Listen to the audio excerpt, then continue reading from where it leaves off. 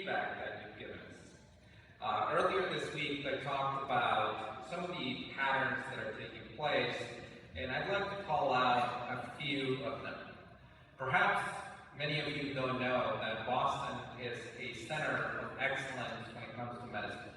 And perhaps if you're not from the US, you're not familiar with the journey that medical education entails.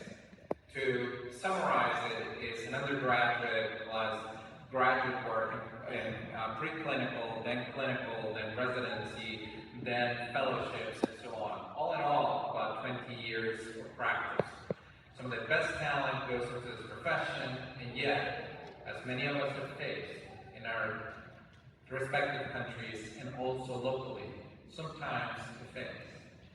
Earlier this week, I talked about some of those failures, and I'd like to underline some of the patterns and some of the changes that are taking place. The first one comes from a man who suffered an injury boxing in his jaw and had painful clicking, which he tried to resolve with the medical system for 5 years. Eventually, he thought he'd give an LLM, a large language model, a try. And within a minute, he had found a treatment and a diagnosis, jaw alignment diagnosis and tongue displacement therapy. Another case is one that perhaps some of you might be familiar with. The case where you have great access to medical providers, yet the diagnosis cannot be found. In this case, a child with a rare neurological condition spent 3 years and 17 doctor visits without being able to be diagnosed. Their parents, out of frustration, sought medical treatment on their own through, once again, an LLM, uploaded all the charts, all of the data.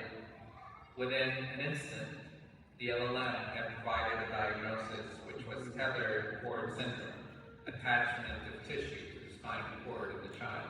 Within 6 weeks, this child had an operation, and his life had been transformed. One last one is that of perhaps that many people who have waited in the U.S. emergency rooms where the waits can be significant, hours upon hours, sometimes 10, 20 hours. A patient that had received test results, uploaded them, and diagnosed a rare blood disorder. Upon meeting the doctor, she told the doctor, "I know what I have, look." The doctor actually saw this and was able to confirm.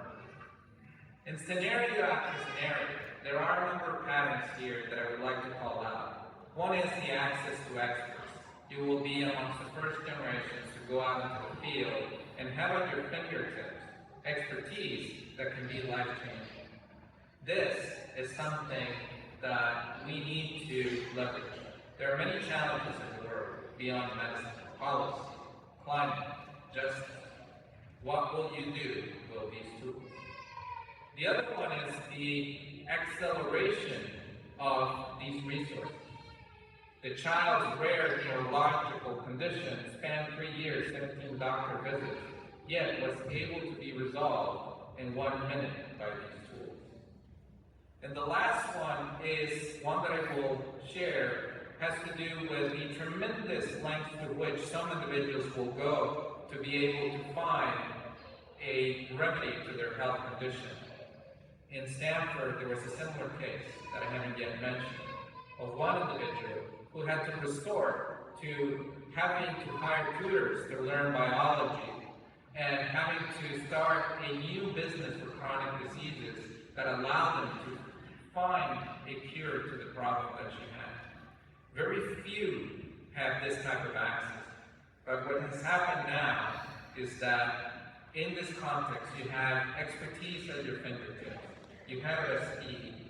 And one of the charges that I would put to you is you can democratize what previously was a miracle, now in your own fields of endeavor. And share this with the world and lead this new change. I talked about the challenges of transformation. These technologies are here now. We have this expertise at our fingertips.